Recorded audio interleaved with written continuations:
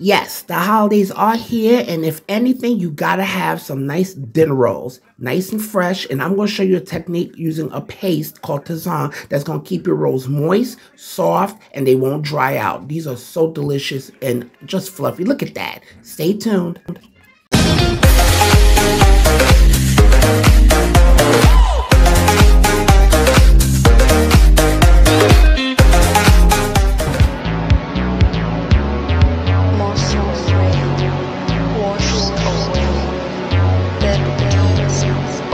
Okay, so my loves, we are going to get started on this. I got some instant yeast. Okay, we have that Tangzhong paste, which I'm going to show you how to make, which is going to keep your rolls nice and moist. We have some salt. We have sugar. We have some milk. We have eggs.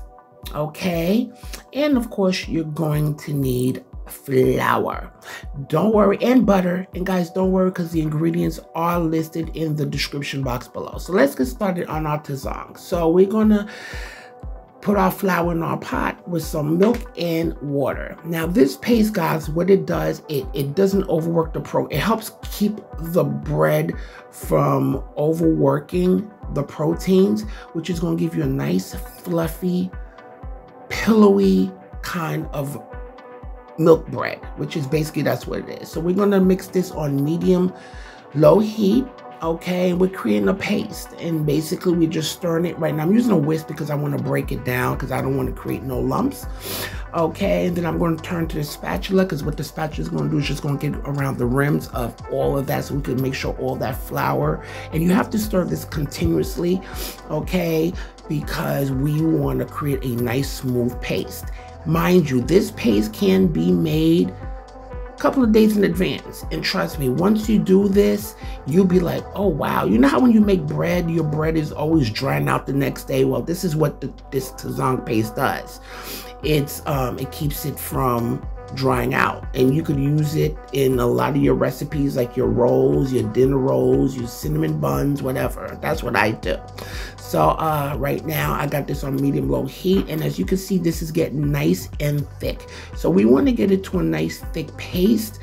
We want to get to the point where you're going to see it's going to turn to a nice thick paste, and the bottom is going to start turning filmy, and you want to get it to that point. Okay, don't rush this process. Again, this could be made a day in advance. Okay, and when you're ready to use it, you use it, and it's a great technique. They use this in Japanese milk bread, and that's what gives that bread that nice pillowy, bouncy, springy texture. Okay, so we're going to mix this until it gets nice and thick. Just like that. You see how you could get into like a nice, somewhat like a ball like? That's what you want. Just like that. Okay, and what I'm going to do, I'm going to get started on this right away. Okay, and I'm going to get my electric mixer. Now, if you want to do this by electric mixer, you can, but I'm doing a stand mixer. Okay, so I'm putting my Tangzhong in my bowl. Then, just to cool it down a little bit before I add my eggs, I'm going to add milk. Okay, I'm going to add my butter, and all that is going to cool it down. Okay, then I'm adding my sugar, my salt. Okay, and we're going to mix that until nice and smooth. And guys, don't worry if I didn't mention this, the ingredients are in the description box below. And trust me, your peeps, your family, your friends are going to love these rolls. Trust me. And once you get this technique, trust me, it's just going, it's a life changer. So now I got some slightly beaten eggs. I'm adding it to this because I know with the milk that I had added, it had cooled down the Tangzhong. So I added my slightly beaten eggs to this. Okay. And yes, you could use this for cinnamon rolls as well. You could use this in a lot of your own bread recipes. Okay, work it out. You know, work that into your bread recipes. This is a great technique. Okay, So now, my loves, we got that nice and smooth. And what we are going to do, I'm now going to change, because I was using the bubble whisk. Now I'm going to change to a regular bread hook. Okay, because now we're going to start using that bread hook to knead our doughs. To my Tangzhong, I am going to add my flour and my instant yeast. Okay, and we're going to attach that bread hook, and we're going to allow this to work our dough for at least a good 12 minutes, y'all.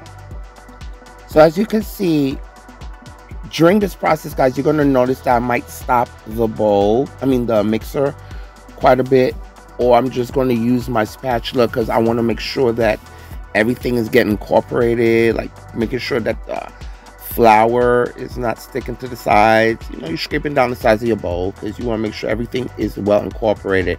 And I'm kneading this for at least 10-12 minutes because I want a tacky dough. Your dough is going to be tacky. We're not looking for a sticky dough. If you're noticing that your dough is sticky, then you might have to add some more flour, but you'll see as we continue this process. This recipe that I'm using is about 3.5 to 4 cups of flour. Now, depending on the day and the moisture in the air, add the last half cup, at least a spoonful at a time.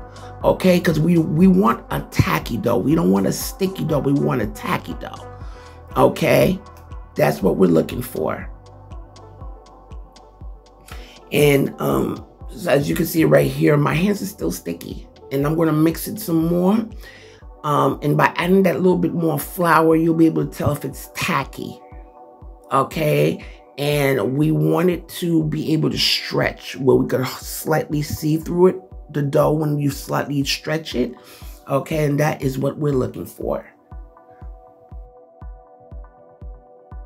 So now I took my dough and I put it in a greased, oiled bowl.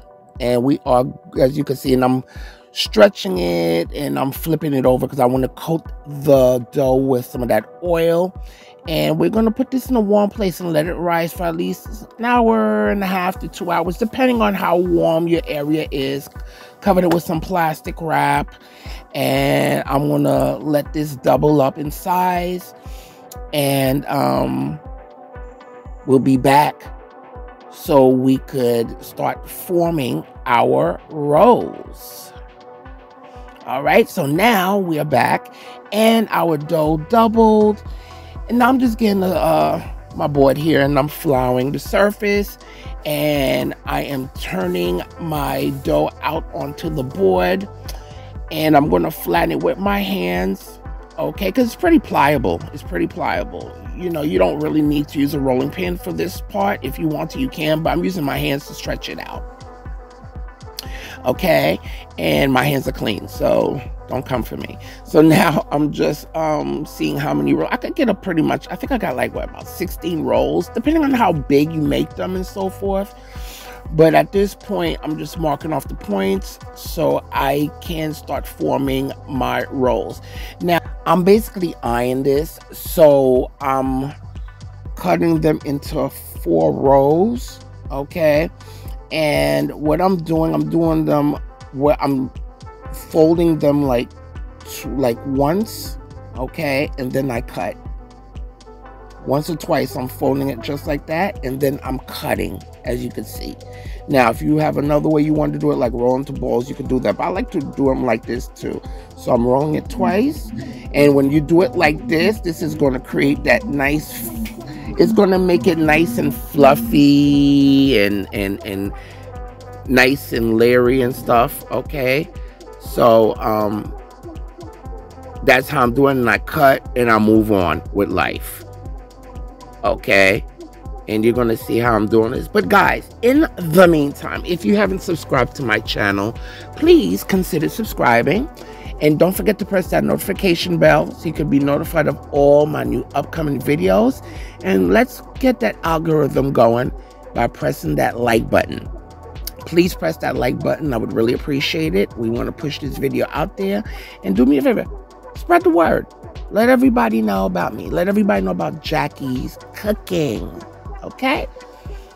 All right. So, I'm folding and I'm cutting. Boom, and I move on with life. Now, if you want to roll them into balls, you could do that. But these rolls are great, guys, because they last longer. And you know, the day after Thanksgiving, when everybody gets up in the morning and they want to make sandwiches, you slice the ham and the turkey. These are great to make cute little sliders with and so forth. So I would definitely do that. Okay. But these are so good, guys. They won't last. You know, and if you do have some left over, what you could do is to put them in some Ziploc bags, you know, just to keep them fresh.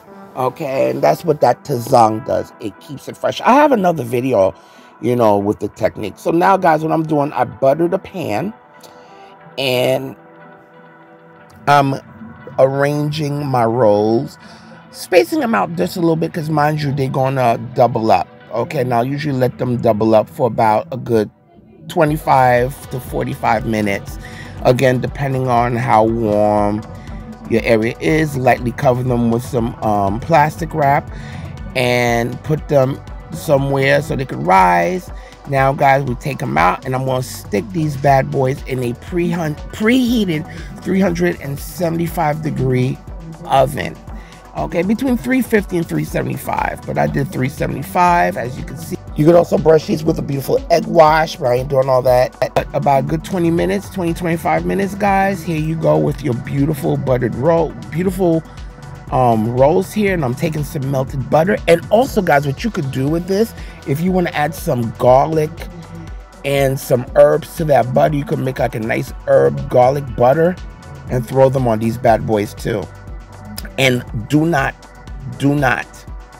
be stingy with the butter. Brush these bad boys with that butter.